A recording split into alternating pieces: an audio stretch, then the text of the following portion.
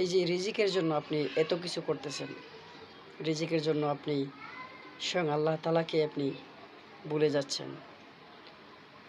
এই রিজিকের জন্য আপনি হালাল হারাম কোনো তোয়াক্কা না করে এই রিজিকের জন্য আপনি ছুটে বেড়াচ্ছেন।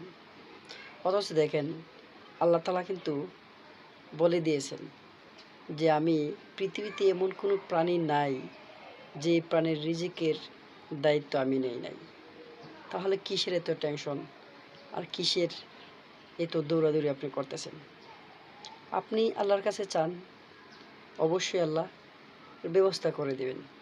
কিন্তু এই যে হারাম পন্থায় হালাল হারাম এগুলোর কোনো তোয়াক্কা নাই, কোনো কিছু নাই। আপনি যেখানে মনে চায় সেখান থেকে আপনি রিজিক রিজিকের ব্যবস্থা করতেছেন। কিন্তু একবার কি ভাবতেছেন যে এই যে হালাল হারাম আপনি এগুলা না দেখে যে রিজিকের ব্যবস্থা করতেছেন, অন্যের হক মেরে আপনি নিয়ে আপনার পেটে ভরতেছেন।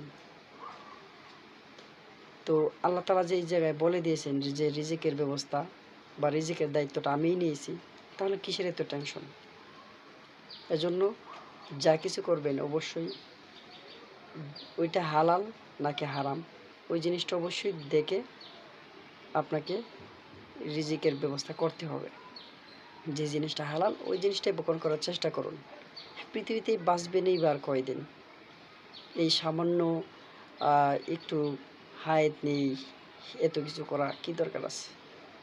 আল্লাহ তাআলা তো একটা ব্যবস্থা করবেন, অবশ্যই আল্লাহর কাছে চাইবেন।